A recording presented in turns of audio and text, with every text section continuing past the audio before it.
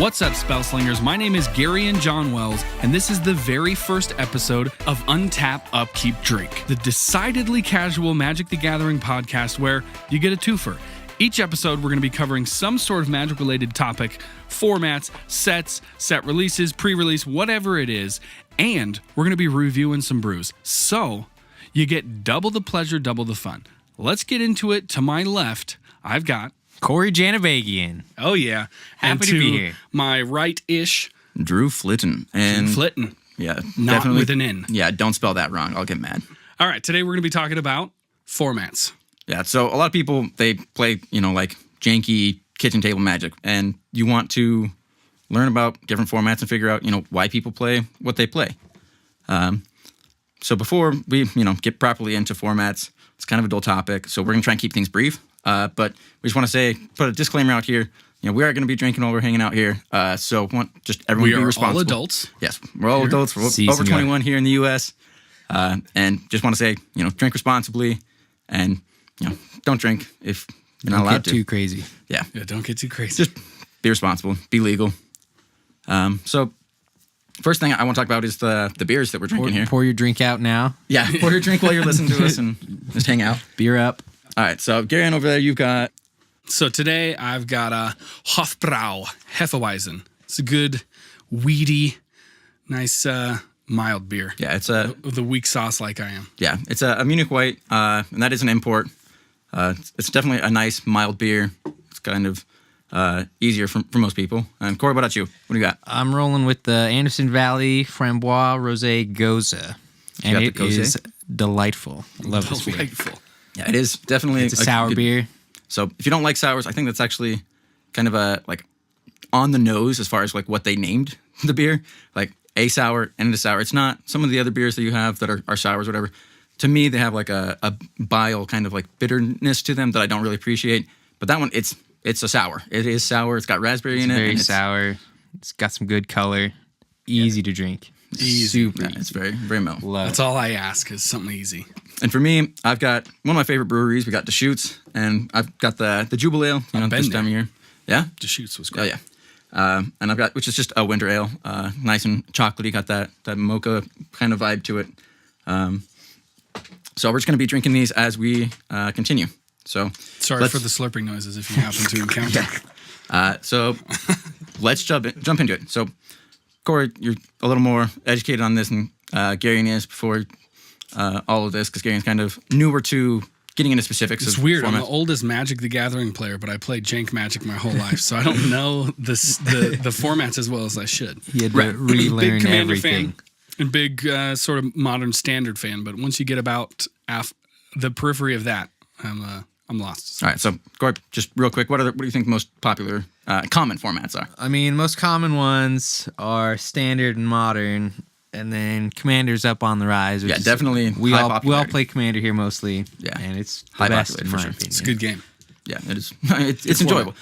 So the difference being with these is that some of them are going to be a heads up, that is to say, a 1-to-1 player, or 1-on-1 rather. And so that's kind of what most Magic is going to be. You're going to be at 20 life, and you're trying to get your opponent to 0 or mill them out or whatever your strategy happens to be.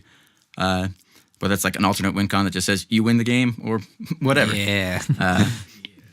So let's start with kind of the oldest of formats, and we're talking about just for this is just constructed formats right here. Yeah, and when you say constructed, basically there's two types. There's constructed, where you've gone and built a deck way beforehand, you've planned it out, you've got to choose every single card carefully, meticulously, and then the rest is sealed and draft, right, where you kind of get booster packs and you kind of are at the whim of what you drew in those packs that day. So we've got vintage, and it's basically all cards from all legal sets. And I'll get into legal sets in a second here.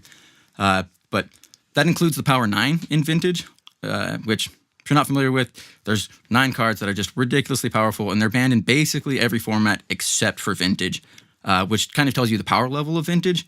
People are looking. They're not banned just for fun. They're banned because they're really hard to because beat. they break the game. Yeah, They also cost a lot of money. Oh yeah, Because as far of as that. cash goes, vintage is because of the Power 9 alone is going to be your most costly format. I feel like we were kind of playing vintage growing up, only because, we didn't really have the rules of what was and was not banned.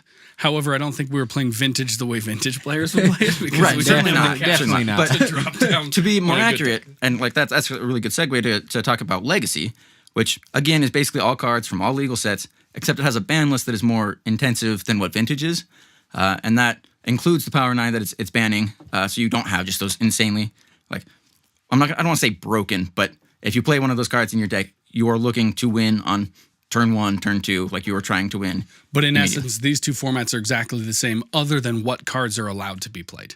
In They're essence, still played yes. the same way, as far as Yeah, they are. deck list, how many Yeah, your cards you can 60 have. card decks, Life. right, with both of them, 20 life, and it's going to be heads up. It's going to be you against another player. Right.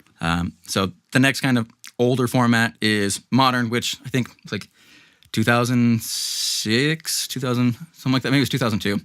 We'll have to look that up. It's a big gap. I like that. Either 2002 From or this century 2006. or the last one. And Modern is going to be played with 8th edition and mirrored in towards the most recent set. So anything from 8th edition onward is Modern legal. And so those cards, there are some like incredibly powerful cards. Modern decks are nothing to mess around with. Some of them can compete with Vintage decks, and essentially those cards, aside from like specific bannings, are probably going to be legal in Legacy and in Vintage. It's just those Legacy and Vintage decks are going to have also more powerful cards that were older So before. If we're going to allow ourselves a tangent here, all right, sure. do you think they stopped at that point because they hadn't discovered how powerful these cards were, and so they realized, wow, those first few years, I think it has we to do. really went off? Or, I think it has to do with there was the 8th edition rules change, and so Okay. once they changed the rules and they kind of made things more linear as far as how the rules are laid out and how cards are being printed, and specific wording on the cards. And so that's now we've very got direct. a new set that's more coherent. And we're trying Right, to keep essentially. that with Yeah, that idea. And then from there, we progress into Standard, which So, side note, yeah, go ahead. Mirrodin came out in 2003. 2003. Okay. There we go. And when did 8th edition come check. out? I don't know. I'll get. All right. Give So me a Mirrored sec. and 8th edition are kind of like the go-to that people talk about when they're talking about Modern and how far back it goes. Right. So Standard is just going to be the most recent sets. 8th edition was also 2003. All right, so we got 2003 onward. That's Modern. That might have been when they changed their rules. That might Yeah, be what we're people talk following. about it as like when the they 8th edition figured rule it change, I out. think Right. is the- Okay. 15 years. All right, and then we've got Standard, which is something that people are a lot more familiar with. Like Corey said, it's one of the more popular, more common formats that people see, and it's just the most recent sets. And the reason why Standard is so popular is because you look at your LGS, your local game store, you are going to see these standard format sets more common. That's because, mostly what's in stock. Yeah, it's That's what most they're yeah, it's most marketing. recent. That's what they're trying to market. That's where all the money is currently. That's what everybody comes in You for. kind of have to move on. You can't just release one thing and hope that people will play it. Yeah, exactly. keep up So yeah, with you it. have to stay up with it. And they do have a standard specific ban list as well, and that like is broken cards that they didn't see when they were planning because they've got sets from multiple years, right? We've got 2 years here generally that you're looking at in Standard, and so there's just some card interactions that the developers didn't figure out in like when they were playtesting it, Right. and that's like the most common constructed formats that you're looking at. That's your 60 card formats. And then we've got singleton formats. So before jumping into that, I will explain in most Vintage, Legacy, Modern, Standard decks, you're allowed 4 ofs, which is 4 of a specific card, except for basic lands, which you're allowed as many as you want, up to your 60 card limit. And then you also have a sideboard of 15 cards in those to combat whatever decks that you're playing against. Tricks you're up Yeah. against. So you can have 4 of the Depending on exact the same meta. card if 4 you of the exact really same like name. it. And I mean, right, you should probably run a complete set of certain cards. Yeah, and there are some cards, like the reason why you want 4 of is because Magic is a randomized game, basically. Once you shuffle up, Correct. you don't know what the top card of your deck is. Which is why it's so fun, by the way. Yeah, And which is why definitely. constructing a deck is very It's very important. different, yeah. And so you want to be able to have some consistency in your deck. You want to have answers to what your opponents are playing, and in order to have that consistency, you want as many of those cards as you can play, basically, in order to keep that consistency going. And then, of course, you have to have like sideboard answers that you're not going to have 4 of because not everyone's playing a specific deck that you need to counter. So when I talk about that, we've got singleton formats. Singleton formats, The opposite of that. yeah. So singleton, as the name suggests, is one of any given card in the deck, except for basic lands. Again, you're allowed basic lands because you need those to cast spells. Correct. And so for those, Crazy. for those, we have three formats that we look at. We've got EDH, also known as Commander. Yeah, boy. We've got Brawl, which Shout is not as popular right now, and also struggling because the way it was presented is a little difficult. Standard Commander. Yeah, it's Standard Commander. And then we've got Highlander, which is generally 100-card singleton. I've seen other variants, and it really does vary by the region. There's German Highlander, Canadian Highlander.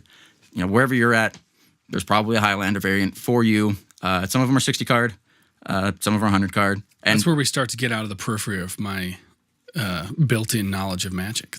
You don't do Highlander. that at You get home all the very weird often. stuff. Yeah. Highlander, Yeah. Things that Highlander is people- very area dependent, and we don't really have a big Highlander scene here. I think I've only played with one group who's played Highlander. But it's sort of a variant of Commander, correct? No, it's more of a variant on Vintage or Legacy. Okay. They usually use the Legacy ban list or the Vintage ban list, and then they have their own meta dependent ban list as well. And so Canadian Highlander, they have their regional adjustment is their mulligan system. So you're allowed 2 6s, 2 5s, 2 4s. I think probably more on the way down. But if you have to go there, generally you're conceding that game and just say GG, go if you next. get down that low. Yeah. So that's to help because there is variance in 100-card format. There's variance in the 60-card format, but even more so in these ones. But the most popular singleton by far. Oh, it's EDH. Commander. Is Commander is Tiny Leader. Yeah. Oh, I didn't even mention Tiny. Shout out Sorry. to Tiny Leader, the dead format. Yeah, I mean, people try it on that one, and it's just It difficult. was the brawl before brawl happened. That's how you know it's bad because it's not on our list here. Yeah. Yeah. People who have tried to play it and tried to make it a thing, it's just in our own local scene, couldn't do it, and Time Leaders is unfortunately just It's not too there. restrictive. Yeah. So if we were going to give a baseline on Commander, Yeah, so Commander How do you feel is about it, is your 100 cards, right? 10 out of 10. 10 out of Would 10, play 10 out again. of 10. Would play again. Most cards are legal, and the trick about Commander is that you have to have a general or a commander, and that dictates what colors you're allowed to play. So if you have a white-red commander, don't. Don't. It's, you have a it's white- not the best. If you have a white-red commander, you're only allowed to play white and red spells in your deck list. So it's restrictive in that sense. And then it also has the commander-specific ban list, and the cards in there are, I mean, they're there for a reason for the most Do you know part. how long that list is currently? 2019, start of 2019. How many I cards we've couldn't got? put on the top of my head.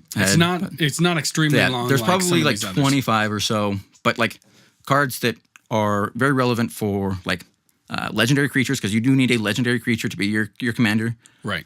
So Caracas is banned, right? And Caracas returns a legendary creature to target player's hand. Right. Right. And so something like that is just absolutely busted because you could just solo target someone who needs their commander the entire time. Just return it to your hand. Right. You played it again. My turn. Return it to your hand. Sorry, you can't play your deck because And yeah, exactly. well, and so- and Commander is not necessarily a multiplayer game. It tends to be a multiplayer game. Right, there but is are competitive actually Commander. ban lists. I've been informed that Markov is now banned, Yeah, but only I one think, versus one. I think Right. 1v1 commander is considered, or it's called French commander. French And so commander. it has a separate ban list. Beautiful. Right. I like And that. so 1v1 commander, and then there's also the CEDH, which is the competitive EDH scene, has the normal ban list, but they have a lower life total, or is it just way more ridiculous decks? Obviously, we don't play that much. I feel like it's the exact same format. I think it's just the tier of Oh yeah, the amount of decks that money you- and the amount of brewing you've done in order to create a combo on your deck. Yeah, and so when it comes to singleton formats, obviously, our passion is Commander here, and we really enjoy playing it. We've tried Brawl, at least I have. I don't know how much experience you guys have with Brawl. I want to say I played with Sean one time. Yeah, My Sean brother and I Sean. made decks, and then we did nothing with them. I think you quickly learned that, I spent all this time. Yeah, so A year from now, I'm going to have to spend it again. Yeah, we'd much So- rather just play commander. Yeah, and so Commander is what do they call them? Eternal format. Yeah. Where anything new printed just joins the list of what you're allowed to play, minus obviously the ban list, and then whatever has been banned prior is there, and then you're just allowed anything else. Right. That is Nothing your- goes out except specific cards that have been banned for that format. It's Yeah. not like, this year is off limits now. And so, And so there are there are 55 cards on the ban list. This includes Power 9, and then there's a lot of unstable cards on here and just weird stuff. right. So the unsets are basically just banned throughout, and I kind of want to get into that in a bit here when we talk about the next set of formats.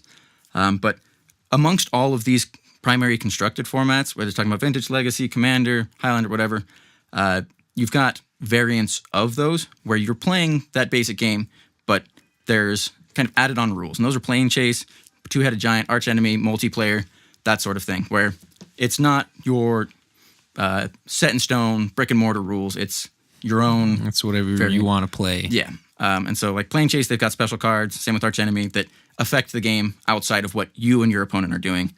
Arch Enemy is basically 3v1, and they've got more life, and you're trying to work together to beat them, or trying to mess them up, and they've got the scheme cards there that help them get an advantage against the 3 people. And then Two-Headed Giant and just other multiplayer formats.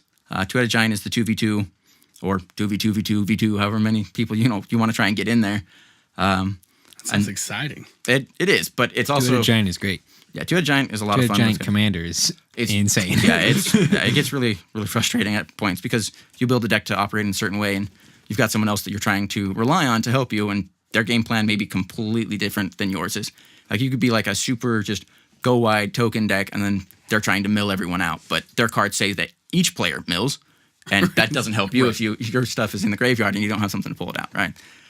So Two-Headed Giant is definitely fun, and it's seen, I think, a bit more than some of the other ones. Plane Chase and Arch Enemy are a little more off the beaten path, but they're still a lot of fun. Definitely recommend checking them out. Do you want to explain the specifics of those?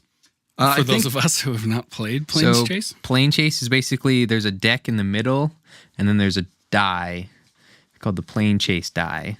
And it has the Plane Chase symbol on it.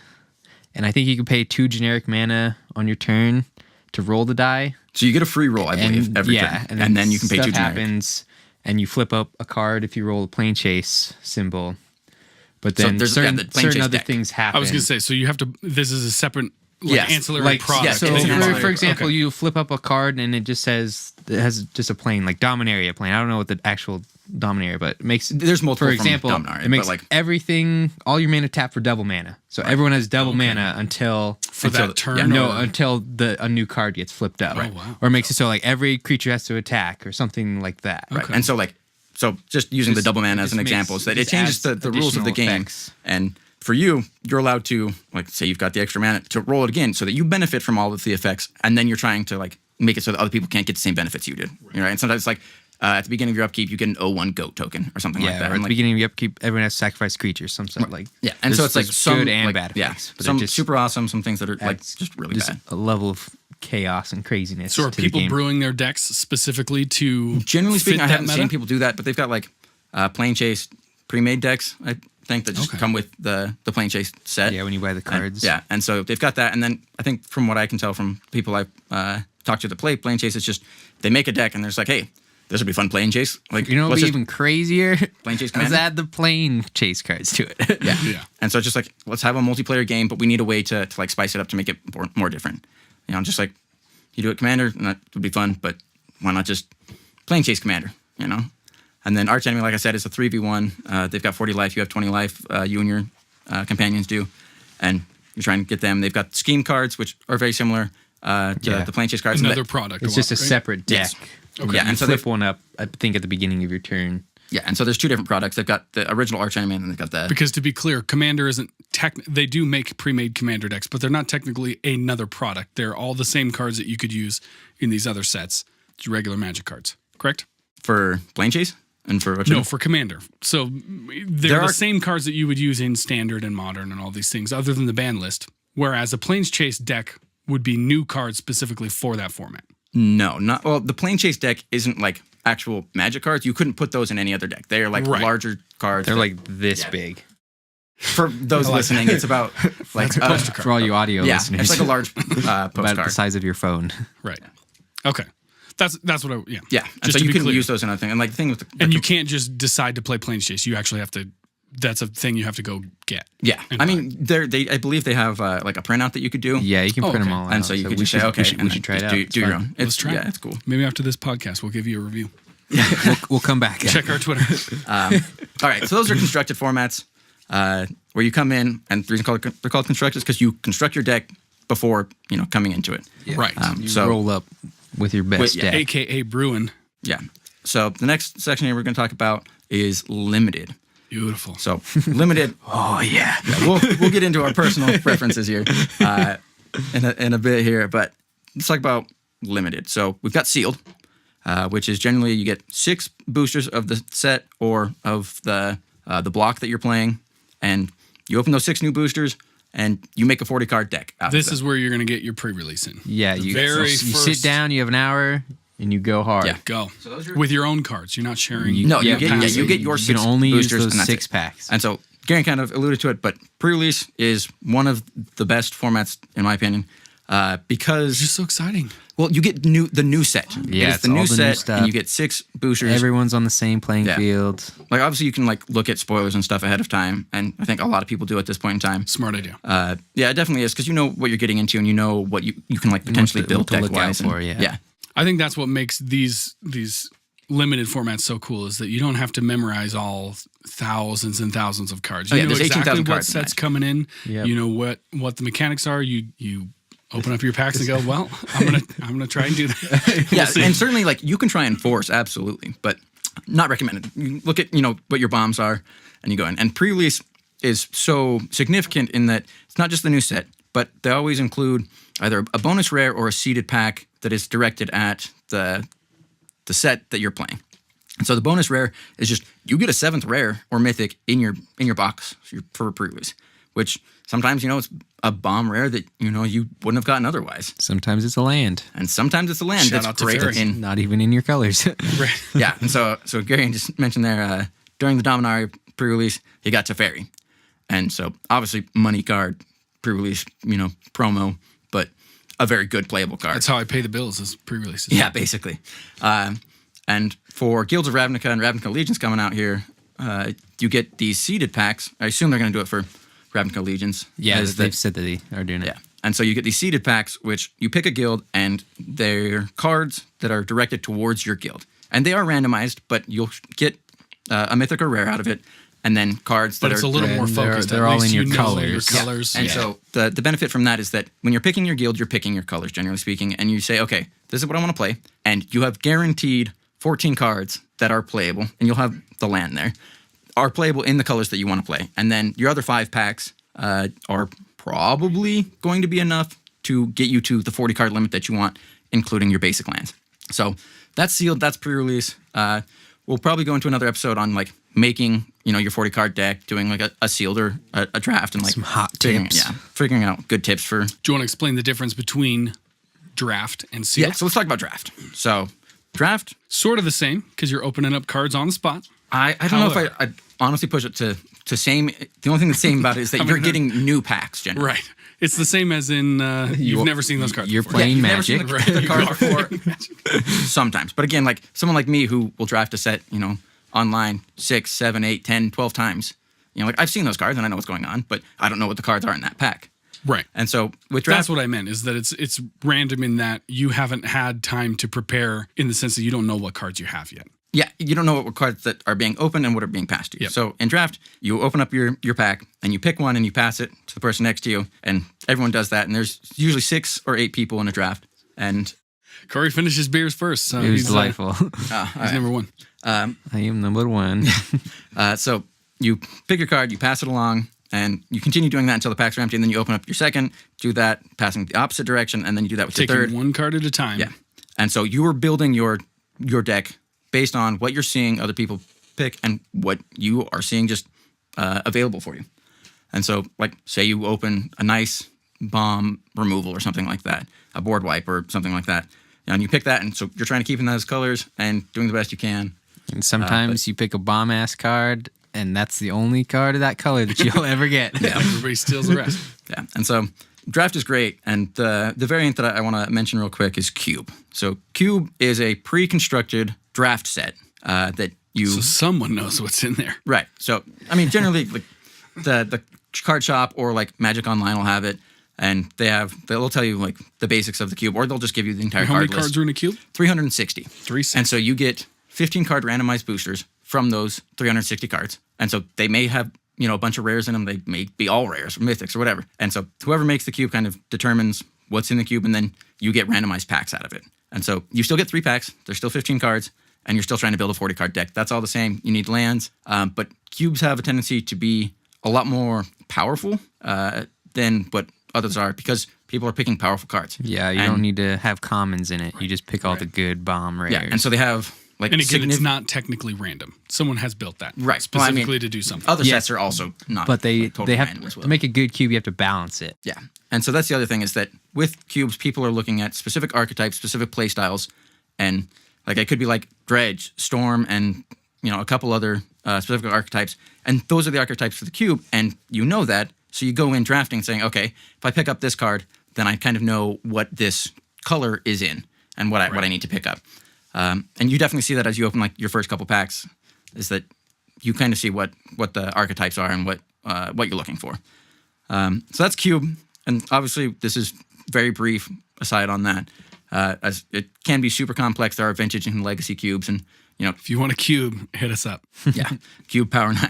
I'm working on a cube, but not for sale yet here. And so the variant that is kind of more common with sealed and draft is Two-Headed Giant.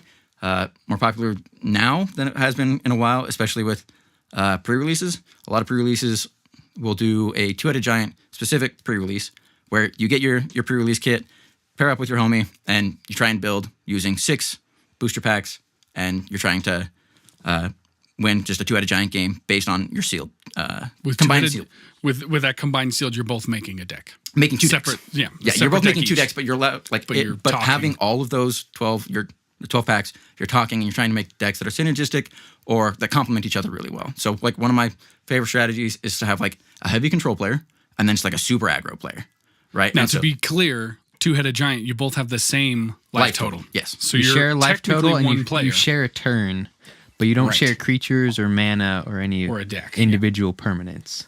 But you both take your turns and you go to your phases and your steps the exact same time. And you can look at each other's hands and talk.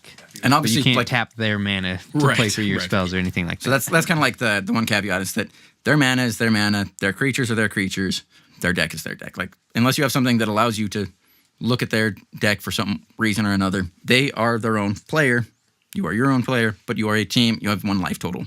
All right, so we talked about this just a little bit earlier, but there are what are commonly known as the unsets. This is unhinged, unstable, and unglued. Not released in that order. Unbelievable. Yes, indeed. God. So there are specific formats that are kind of dedicated to these. They're banned in basically every format. They have a special silver border on them to show that they're different and they're weird and they're quirky, but they're a lot of fun. They're specifically made to break some of the rules of Magic. Yes, exactly. They have different rules completely. Yeah, and so when they were developing these sets, they wanted to know what are the limits of Magic, And so the one example I'm going to pull up real quick is from Unstable. And I think it's called Three-Headed Giant or Three-Headed Cyclops, something along those lines.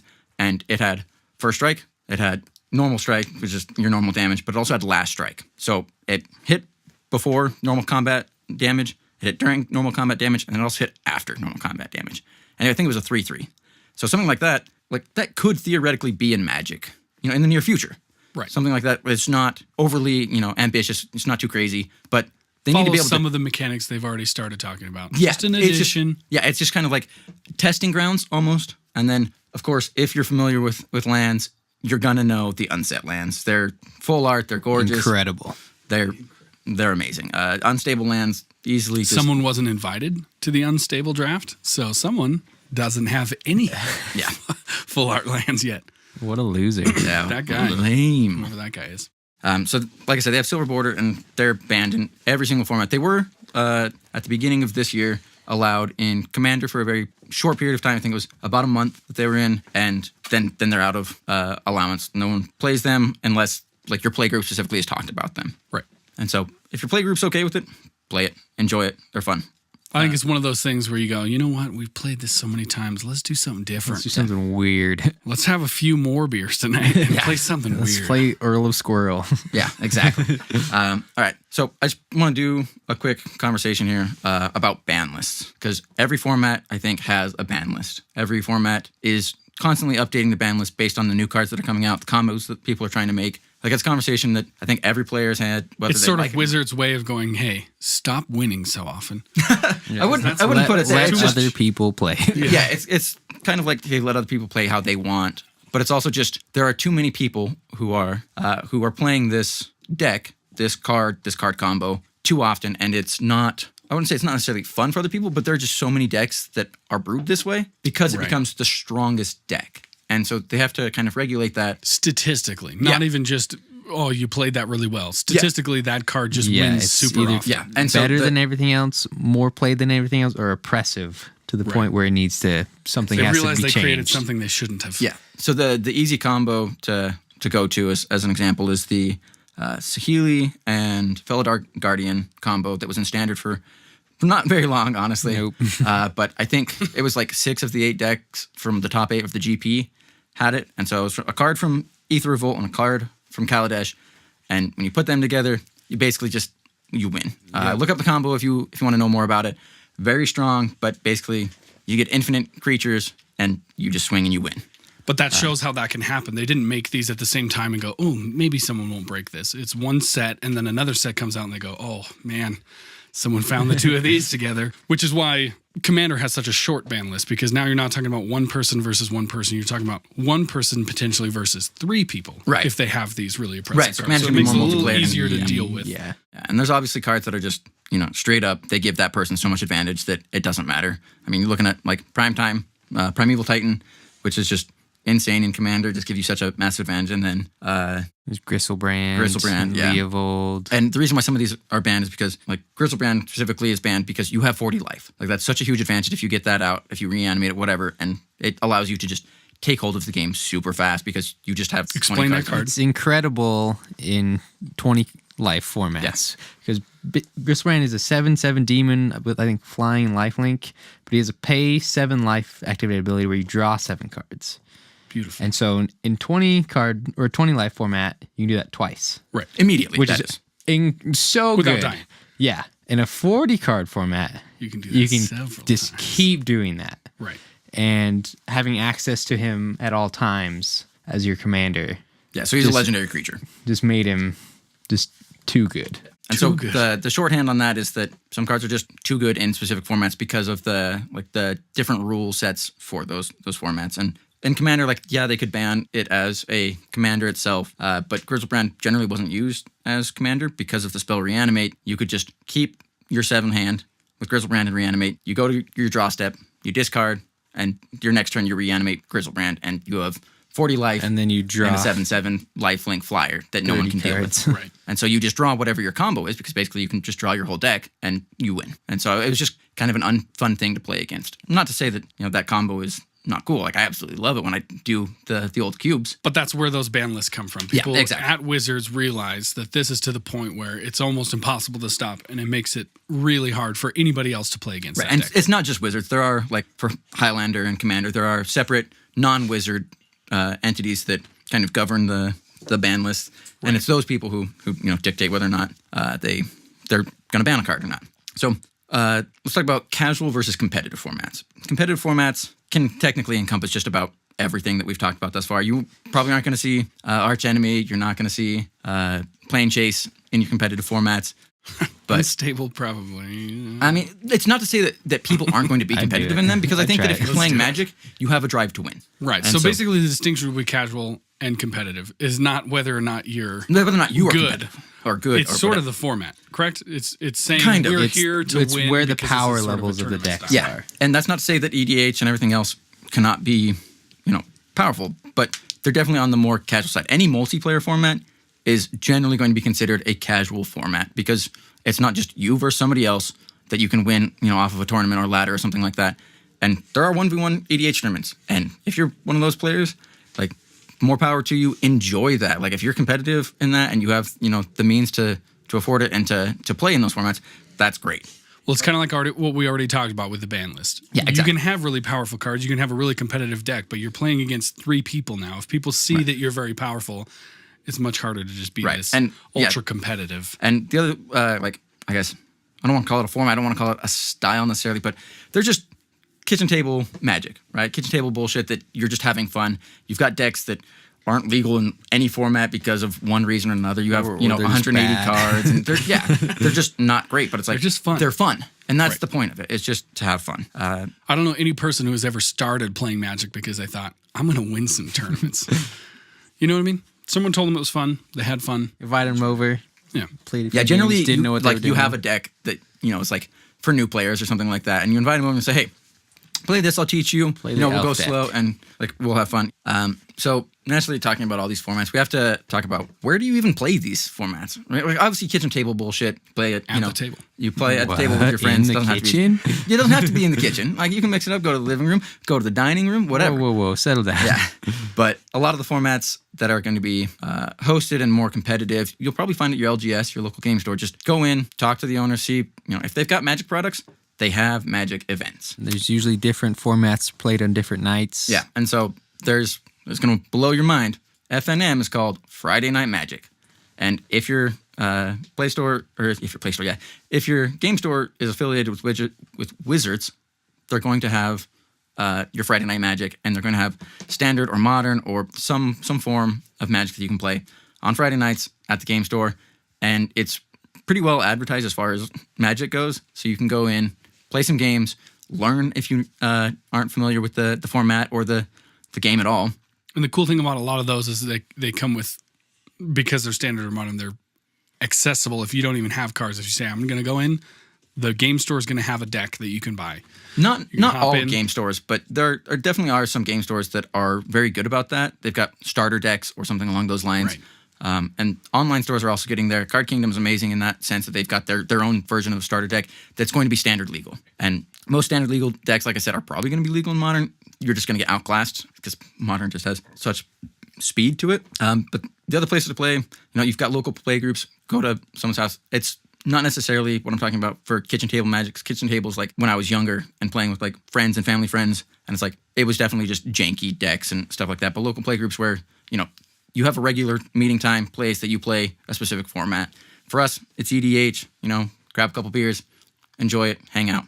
And then there's online access nowadays. We've got Magic Gathering Online, which is pretty good.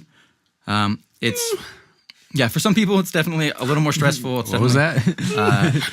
The cost of entry is a little higher than what I think a lot of people like for it. But then there's Arena, which is fantastic. Arena's looking great.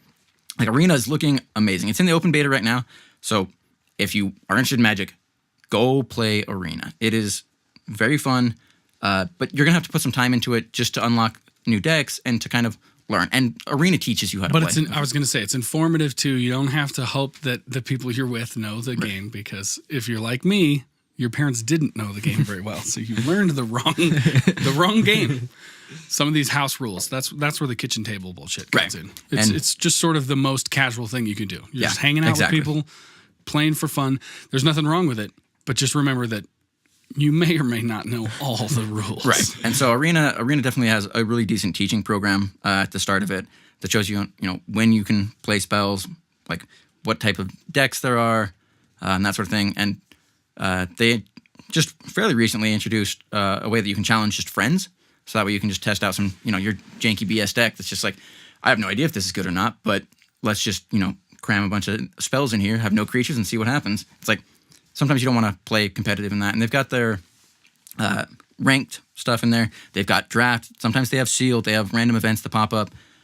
It's really a great place for people to learn Magic and to be introduced to the game and to continue to play it because it is so accessible.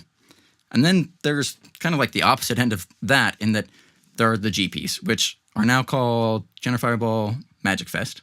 Gender Fireball? Channel Fireball, okay. Yeah, let's enunciate properly here. Yeah, that Channel Fireball. Gender Fireball would be sweet, though. I could see it being I'm into that. I don't know. That sounds dangerous. Sounds like a good time. So GP used to stand for Grand Prix. Yeah. And so they had them all over the country, all over the world. Now they've got Magic Fest. And so it's basically the same as GP, but it's a little more kind of introductory friendly, I believe. And I don't really want to go into it here because we're not the podcast to talk about, these hyper competitive events. But they do have someday. A shitload. Yeah, someday maybe. But they do have a shitload of side events, which are fantastic. Last year, GP Vegas was phenomenal. And like any convention, it's very much a social thing. Yeah. You're going to meet people, you're going to see new things, you're going to see new interactions. Yeah, and you can But it's also a competitive Yeah, and you can go environment. and just go to the competitive scene and you can just dive in to the main GP and just say, okay, I'm going to play Modern. I'm going to play I Standard. don't think you can just dive into the competitive scene, but I know what you're saying. Right. And so you can get in and say, okay, I'm going to see whether or not I have what it takes to go, to day 2. If you make it to day 2, message us, tell us, put it on YouTube for the world, and just show off. Like, that's something to be very proud of in the Magic community. Getting to day 2, or making it through day 2 itself. God, if you win a game. Yeah, even if you win a single game. Like, no, honestly, like, because people who are in the main event, they're there to play seriously, and they've probably been playing for a significant amount of time. And like getting a game off some of these people, like, and pros are in there. Right. Like you may not even know that they're a pro, and then all of a sudden you beat them, and it's like, wow, I haven't lost a game in a while. And you're just like, oh shit, that game was for real. What I did. Right. Yeah. Be proud of that. Yeah. So you got GPs, and that's kind of like the mecca for the pro and the competitive scene, and it's becoming a lot better and a lot easier to get into now than it has been in the past. And that's just because a lot of stuff went down in the last year that has made WotC figure out, we need to take this seriously. We need to make sure the pros are paid well. We need to make sure that people who want to get into the pro scene can do that. So that's our rundown on all of the formats that are relevant to us, the things that we've played, things that we've checked out, or for some reason or another witnessed in one way. And now we're going to go. You may show up at an LGS and someone's playing something different. And you know what? Tell us about that too. Yeah, if you find some weird, quirky people are creative. Game mode people that people are doing, like, absolutely. But now that we've kind of talked your ear off on formats, let's go something a little bit more fun. Corey, I guess, I don't know if you won or lost in the fact that you finished your beer first. I think I won. That's a win. Because in my book. It was a great beer. Like I said, one of my favorites. It definitely was a tasty brew. Anderson Valley's Gozes, always good. How many have they got? Framboise. How many have you tried? A lot. Yeah? As many as I can. Every time I see one that I haven't tried yet, I try and buy it. Yeah, Corey and Gary's brother Sean are definitely our aficionados on gozes and sours. I love sour beers. And so the one I've got it's definitely nice. The Winter Ale, the Jubile Ale here. Deschutes is just a great brewery. Like, I know that if I'm going to buy a Deschutes beer, that I'm going to have a quality product. That's something that's just good. They don't make bad beers. Yeah, They also make great root beer. They do. We went to the old brewery, The brewery there itself, up in Portland, or is it? It's somewhere in Oregon.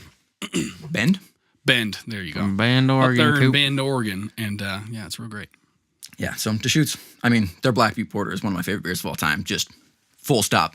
That's just a great beer. And so how's the Hofbrau? It's great. I'm not a huge hop guy, so the wheat, the nice smooth flavor. We're not looking at anything harsh on the back of the tongue. I'm down for that. So definitely would recommend all these beers. Like, obviously, regional varieties. If you have, a local brewery or something like that, try their beers. Get yourself something that you enjoy. Taste around. We tried to get different styles here in that we've got a fairly dark beer, we've got a sour, and then we've got kind of the middle of the road with the Hofbrau. Nice solid beer that you can just enjoy. That's a dinner beer. You know what I mean? Yeah. You don't even have to try. Yeah, it's easy sipping. Like, it goes with anything. Yeah, it's great. All right, so now that we've talked about what all the formats are and sort of where they came from, where you play them, what that means for the game of Magic. Let's talk about what we play individually. Now, what about you, Gary? What do you play? And why? Well, and what I'll say is, like I said, I started out with this sort of jank Magic with my parents. And so it was sort of modern, standard sort of thing, 60 cards. We just probably more like Legacy. I mean, your parents have been playing since we would buy pre-constructed decks, so it wasn't necessarily that we were always using old cards, but like we said before, it wasn't Legacy or Vintage where we're playing with really great old cards. It was just whatever cards they happened to have. So we were just building decks for fun. And I'll be honest, we had, family members who had 150 card decks. So this wasn't any sort of structure. Your mom's elf deck, dude. 120 cards and just unbelievable. All of them unique. But now, primarily it's EDH, mainly because of the social interaction. We're very casual players. We like to have more than just one-on-one. It's not all, you want to win, of course, but you also want to show, your friends all the different interactions you can create. So I play a lot of EDH, and of course, sealed events. Probably pre-release is my big one. I really think that's the most exciting to me. Yeah, I agree. It's sort of an event. Yep. It's a unique thing. You're getting to see the new cards. You get to meet people at the shop. Yeah, it's definitely just adrenaline pumping. Yeah, it's like a competitive event in the sense that, like, you're playing in either a tournament or a best of 3 type environment. rather than just like you But play you're a not game. playing for and you $100,000. You're playing for Right. some booster packs and some bragging right, rights. and that's the other thing, right? The bragging rights, and then the booster packs, which are the booster packs of the new set. Like Right, that's so you're awesome. just getting more of the new cards. Right. You're And just also- looking to increase your supply. Yeah, I'm going to jump in and say that pre-release is probably one of the best for your value, the best bang for your buck that you can get. Like, oh yeah, especially it's- if you find a good LGS like we have. Yeah, it's $25. We get the You get sleeves and pizza. yeah Sleeve and pizza. Yeah, we get the boosters, right? We get the kit, the pre-release kit, and then a couple pieces of pizza. We get sleeves on top of it. Like the LGS that we go to, they take care of us, and that's something that it's just great business. Let alone just like because we go there for just about anything else, Right. and so it's just if we're gonna go there for Magic, they've already. They've bought our business with just got how you they take covered. care of us. And I feel like most game stores are like that. Yeah, They definitely. know take that care of you. the user experience, the Right. actual clients coming in, or where they're making their money, they got to treat you right. And so the one that we used to go to in our hometown was, it was fine, but I think it was tournament style for the most Hometown part. of Idaho Falls. Yes. Shout out. Yeah. And so Go they Idaho. had somewhat of a tournament style in that, you're playing against people who have the same record as you do, and the winner would get like half a box or something like that. And then we started going to a shop in Rigby? Rexburg. Good old Rexburg. Shout out to Rexburg. And the winner of the Friday night, Saturday morning, midnight event got a full box. I was going to say, I want to say that one was a pretty special That thing. was the one where 100 people showed up, and you stayed there until 7 in the morning. Yeah, so it's pretty massive. It was like the biggest one in the area. Rexburg's a college town. You got some people. Lots of Mormons. Yeah, and so like you stay there the entire time because you want to know, how much you're getting. And a lot of people are like, okay, well, I've lost 2. There's no way I'm in, top 8 contender. So I'm out. Go home, go to bed. First place, they got a box. Second place, half a box. Like, and it counts down. But top 8, like you're getting paid out. And everyone else is like, well, you get your pity pack. So realistically, Yeah, anybody that shows up, it feels worth it. And I don't think even if you Oh, yeah. lose every single game and you don't get a Yeah, single for us- extra booster, you go, you know what, that was $25 well spent. This was Yeah. fun. But for me, it's like, okay, so the pre-release kit itself, $25, right? And then basically every game store that I've been to has paid out a pity pack. So that's 7 boosters for $25 of the new set. And your pre-release kit, hold on to that. Like, it's not just good cards, but if you want to play against somebody that you haven't played with before, and it's like, oh, I can just buy one of those online or whatever. And it's like, you can teach them how to build a sealed deck. You can teach them, like how to play in that sort of environment. So you just have that deck on hand. And sometimes you just get amazing cards. And you get 7 boosters plus an 8th rare from your kit. Usually, this Ravnica stuff is a little different, but like 8 rares for $25 plus whatever they add on top of it. And who knows what those rares are going to do in a year. Yeah. When you got Teferi and Lyra, like Garion opened the money pack. Oh, yeah. Like I didn't even keep them. I No. gave them back to the store. Yeah, you immediately. flipped them. It's just like, okay, well, these are worth money, and I'm probably not going to build a deck with them immediately, and it's better just to grab the value while they're worth something. Yeah. Oh, absolutely. But yeah, he easily made his money back off of one card, and it's like, that's not why he's there, but that's sure is a damn good plus. All right, what about you? I play Commander mostly. Obviously, we're all in the same play group, so Obviously, that's a big deal. we all play together, so we all play the same stuff. But Commander is my main format, but limited and pre-release I think is the most fun you can have playing Magic. So why play Commander? What got you into there? Brewing decks has always been fun, just jank. So I feel like the smarter player you are, the better you are at making weird, shitty decks that still don't lose all the time. You know Yeah. what I mean? Right, and that Corey's comes one with- of those creative guys that just can brew up some weird Yeah, interactions. making And that decks comes with experience and time scheming. played for sure. And then Yeah. like whether or not you're, brewing online, you're looking at what other people have built, like all that's fair game. Have fun with it. But you got to remember that you're playing against other people. You can't just have some like overpowered, annoying deck that they have to deal with, because otherwise it's like, just play arch enemy, dude. That's what Right, you're trying to it do. Yeah, turns that's into the 3-1 anyway. Yeah. All right. I agree. Yeah, I definitely agree with that. So for me, I play limited. It's draft and sealed, but mostly draft. I enjoy all those. drafting is great. Yeah, drafting is amazing. Now, do you draft at the shop or do you buy a box and draft with friends? Both, but I also draft online. Okay. So I try and get like the most bang for my buck out of drafts. So Arena has allowed me to do a lot of things, including playing Standard, which I didn't play before because, like, why would I spend $100 on a deck that's gonna have to change? And like, I feel like that's the big prohibitive. allure for Commander players is that you're never going to have a deck that goes, well, you can't play it anymore because it's not legal. Yeah. I mean, you might have 1 or 2 cards get banned, but yeah, for sure. And so Arena's allowed me to, I mean, I drafted M19 probably 15, 16 times. I've drafted Guilds of Ravnica half a dozen times at this point in time. And I'll definitely draft more, but I just haven't had as much time, with winter and all the other holidays and shit. Yeah. And so that's amazing for me to be able to say, okay, I'm going to pull out my laptop. I'm going to jam some games of Standard. And it doesn't matter if I win or lose. I'm not playing like the ultra competitive. And I could. And I'm sure my decks would be fine. But it's like, it's affordable. Like I got into Arena during the closed beta. And I was like, okay, this I can commit to. I can have fun. And then they reset everything. I was like, oh, that's kind of, a little bit of a feels bad. But that means I can make different decks, right? Because they went to open beta when Kaladesh rotated out. And I had some janky Joyra decks. I'm sure you guys all know the Joyra. Basically, it's Standard Storm is what it was, which was hilarious and fun. And like, it's hilarious for me only. Well, no, that's the thing. Is that, like it's like a what do you call it? Card tower, House of Cards, but made out of glass, right? And so it's like it's not just fragile, but like if one tiny thing goes wrong, you just lose. And it's like for me that was a lot of fun because that's something that I would never do that in person. Like I would never build that deck because I know that we don't play Standard and that it's not something that is fun for us because we play multiplayer. We're trying to get together as a group. We're trying to do that. So that's where EDH comes in. And it's definitely my most regular played format in person. It's what we get together to do. It's what we get together and we play and we have fun. And we just enjoy the experience as a multiplayer format because it's a social thing for us.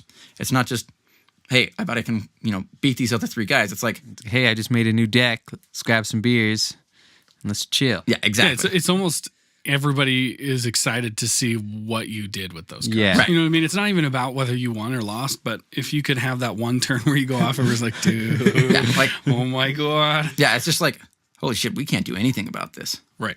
Or it's just like, it's like, God damn, that card's good. Or even if it fizzles out right before he was going to win, you're like, oh, I see like, what you tried choked. to do. Yeah, it's just like, basically, like there's the Kingmaker philosophy, which is, you're not going to win, but you can guarantee that somebody else is going to win. Or at least someone else is going to lose. Right. Which is there's kind of spiteful, but I like it. But the idea is just like, I know I'm not going to win because like my shit's fucked. Right. But how about I help you win this dude by that's fucking been on this pecking guy? At me, yeah. Yeah, exactly. And so it's fun to get to that point where you're just like, okay, my deck's not doing what I want it to, but I can still do some other random shit in this in this environment that's not super competitive. Right. That's just kind of like a group of friends, and it's just like, well, damn. Go to the next game. And everyone's cool with that. Like, that is a thing that's just like, oh, well, we're gonna stay with the same decks, we're gonna mix it up. Like how are we gonna go about it? And for us, like we've got enough decks around between our group that it's like, well, I'd like to try out Garion's Vampire deck or, Corey's Marin deck or whatever it is. And it's I feel like there's a lot of sharing that goes on. Oh yeah, at an Especially LGS when we maybe not as play much, but yeah, deck casuals, roulette. Yeah. I've actually had Deck roulette. Yeah, I've actually had really good experience at LGS when it comes to Commander, and that people, if you play Commander, you don't just have one deck. Like you have your favorite deck. Right. Don't get me wrong, but it's just like the last time that your brother and I actually went to the LGS, he finished pretty early on the draft that we were doing, and so the guys were just like, "Hey, do you play Commander?" And you're just like, "Did you say Commander?" In fact, I do. And so like, he was super Well, pumped. He's just now. like, "Well, the thing is that I didn't bring my deck," and they're just like, "Well, I've got 4 decks here, and there's 4 people that are just waiting around. So Right. can we just jam a game?" And one of the guys didn't want to join, so it's just a three-person game.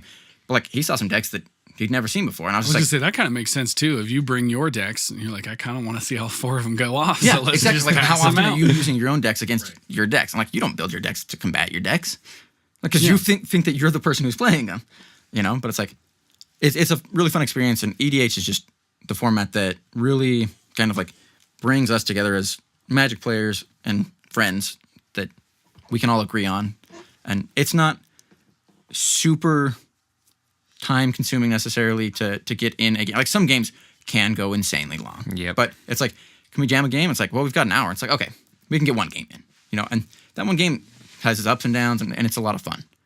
But sometimes it's like, well, It's definitely the best format to play with friends. Just yeah, it's I just a definitely given. like, and I don't want to necessarily say that because like I've got some questions listed. It's just like, why do you play, certain format? Why don't you play certain format? And like, what is your favorite format?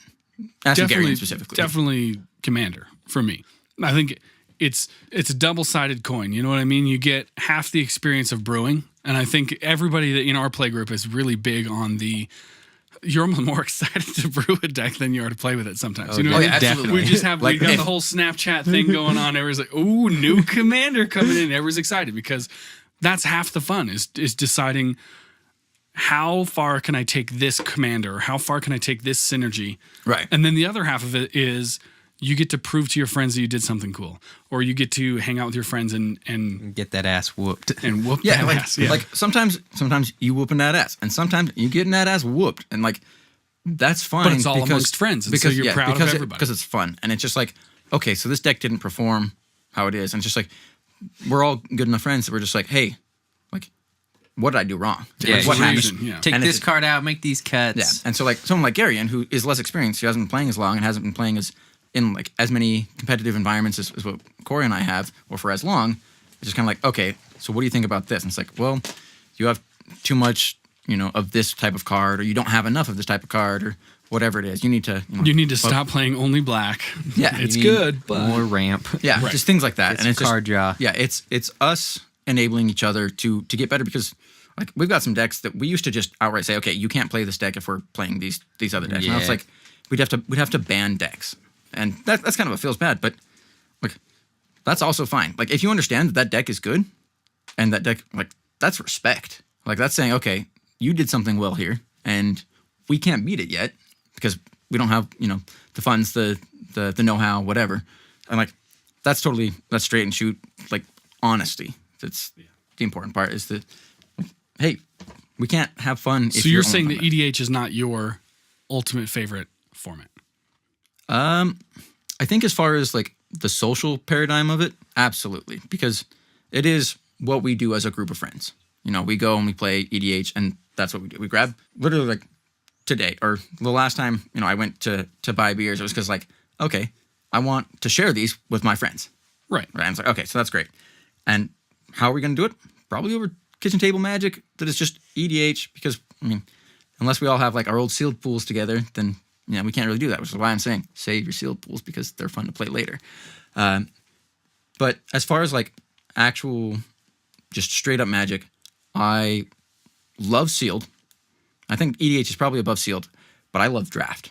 Like drafting is so much fun because it is competitive, and I am competitive by nature. Like when I'm playing EDH with friends, I kind of like turn that part of me off, and I'm just like, okay, I want everyone to have fun. I want everyone to like be able to play the game. I hate when someone goes out on like turn 6 or something like that, and they just didn't do anything. Or when somebody's on the side and it's just like, well, I've missed a land drop every turn, so Right. I'm on turn 3 while you guys are on turn 7. It's See, I just feel like it's with Commander, especially when you're playing with friends, you turn off the emotional side of your competitive nature, but not the intellectual side. You still Yes. want to win, you want the thing to perform, but you're not going to be pissed about it. You're not going to be like, Right. oh, you beat me again, And goddamn it. No I raging. like that idea, is that the emotional side is just like we're You're there to have fun. yeah, but at the same time, like if somebody's not doing anything, we tend to leave them alone. And then they always win. And then they win, right? Which is not like a smart thing for us. But at the same time, it's like, it's kind of what feels bad to be like, oh, you have 3 lands and it's on turn 7? Well, you can't do anything, so I kill you? And that's what feels bad. And like we're trying to avoid that as much as possible because we want everyone to have the experience. But like if I'm drafting, like it doesn't matter who I'm playing. It's like I chose there the to win, cards. yeah. I chose, like what archetype I'm in. I chose, out of the cards that I've selected, what makes it into the deck. I feel like for me, I'm the opposite, because with the sealed stuff, I feel like my brain allows me to turn off that competitive nature just real quick. I'm like, oh, I didn't draw very well, so it's whatever. Right. And- Whereas Commander, you had everything at your disposal. Yeah, there's It was 18,000 your cards. choice. Excited every card that went in. It was Right. your choices that made you suck, Right, not I do what like you drew. that. And Or, that's the reason why sealed. I mean, like as far as like my formats, it's like draft. I think is probably the most fun for me, just because it allows me to, I guess, to prove myself, to test myself, to say, okay, I know this format. I know what's going on. I know what cards are. I know what other people, or I think I know what other people are drafting, and I'm able to influence that so that I've got a better deck, and sometimes you hate draft, and you try and make it so that the person that you might play against doesn't have as good of a deck. It's of course. So to me, there's much more going on in those individual games than there are in EDH, because I know I've got that deck and it's going to be reliable. I'm going to play it for years, right? And then I'm going to update it as new sets come out, or as I find that it's not as strong as I want it to be, or whatever, and that's fine. But for me, I'm a budget player, Right. right? I try and I think spend most of us are. as little as possible, but I guarantee you that all of your individual decks are worth more than mine. right? There's not a single deck that I have right now that is worth probably more than $110, That might be true. right? And so I'm trying to, and I would say get the bang for my buck, but that's not necessarily true because, I mean, you might have way more fun with your, like $400, $800 deck. I have no idea what anyone's decks are actually worth, but then I do an $800 deck. than I do with like my $100 deck. But I know that I have, for your $800 deck, I have 8 $100 decks, and I can swipe between those 8 as I feel. Right. And for me, that matters. I think that's our play style too, is that it's almost more fun to have 4 or 5 decks that do completely different things than to have that one deck that you blew it all, and now you can do that one thing deck you play. every time. Yeah. And so it's like, it's great in EDH to have those decks and to have the fun with friends. And I think that's why it's second. And I would say it's 100% like within 1 to 2% of how fun I enjoy those formats between EDH and draft. Right. But for me, draft is just, it's more fun because I'm allowed to test myself personally more than I would in EDH, because in EDH, I know when I build a deck that there are other decks that I'm trying to compete against. Right. When I'm building in draft, I'm trying to build the best deck that I individually can. And I'm trying to compete against what I know could be out there. Yeah. And so that's just a personal thing, is that I enjoy the competitive side to it and the fact that it's me against the other player. And so it's trying to out-compete that rather than just like, well, I'm building a deck because it's fun and I know it's going to do well, but like in EDH, when it's like a 4-player game, I'm like, 25%, maybe. I kind of don't care as much, but like I get super competitive when it's draft. I'm like, I'm going to beat everybody, and this is why. Okay, so obviously you guys know what I enjoy. I love draft. I love EDH. But for you guys, let's break it down. Best format you want somebody else to get into or try. Garion, go. I think when we talk about best, it's got to be easiest. So, whatever the most accessible product is, I think is probably the easiest for a beginning player. So just WotC consumer product. Yeah, pre-constructed deck. You can get them at Walmart. You can get them at Target. You can get them at all these places. So is that like the Planeswalker decks for standard, or is that Commander product? I mean, if I feel like Planeswalker products probably a little easier to get into than Commander. I mean, they're like $15 rather than like $40. Thing to jump into. Yeah, Commander. I feel like that's your second thing. It's once you've been playing Magic for a little bit, you understand what Magic is, and then you go, oh man, I got to make it a little more complicated, but a little more fun. So if you're just starting out, seriously, just go to Target, buy a couple decks with friends, and just start playing. Yeah, I would agree with that. Like, it's your like easy WotC sponsored products and just things that you can say, okay, out of the box, I can play this against somebody else. This will play well. Yeah. Yeah, these two decks go together. Right. All right. Like Corey, the dual decks and stuff like that. your format for people to play. I mean, I think limited is the best way because it's just aggro, simple decks, 40 cards, and obviously making the deck is the hardest part, but... So you're talking like sealed then? Yes. Okay. Like going to pre-release, just...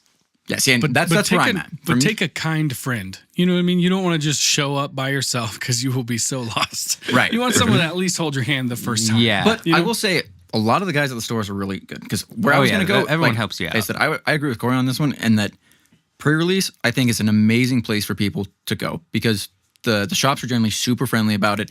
Everyone around you is going to be friendly. Like, I have not been to a pre-release where it's just like, hey, fuck off, I'm building a deck here. It's just like, oh shit, you opened that card? That is Are you awesome. talking about just the most friendly format, or are you talking about the beginner format? I'm saying, like, if somebody's listening to this right now, what would you recommend for them to play?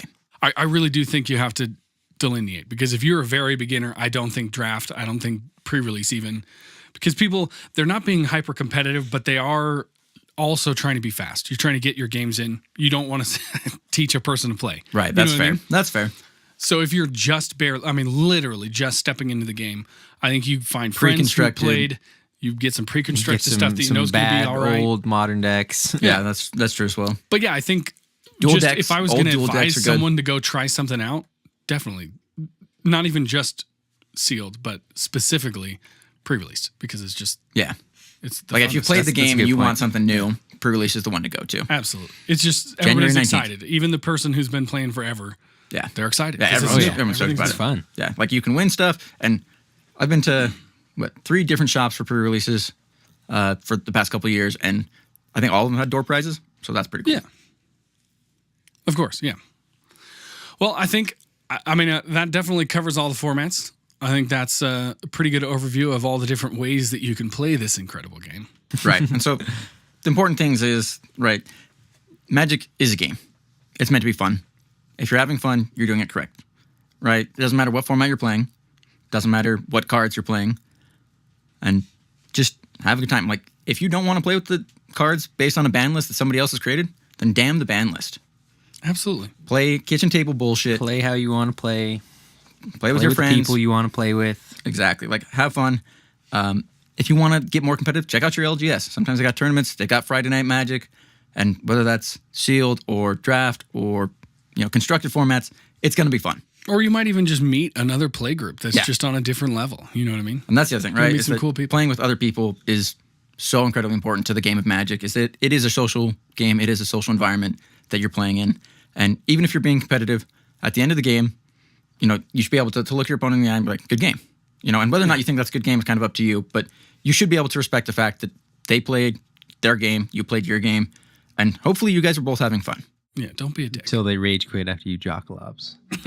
And there's like, okay, I get it. Yeah. Before we sign out here, just want to remember, we're drinking here, we're having a good time, but want to make sure you guys are doing it responsibly.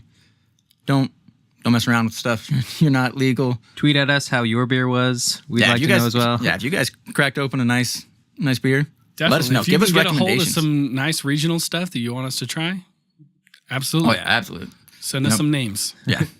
Post those in the YouTube comments. Give us a tweet. All the information, where we can get it, what kind it is, obviously, because we're kind of partial to specific stuff. But Sours for Corey. I mean, all of us like different things, so whatever we get, someone will probably enjoy all of us, it'll get. Yeah, It'll probably get tried, probably drank. It'll be put in someone's body. Yeah, and we'll give you a nice thanks for that. So appreciate you for listening. Thanks for tuning in.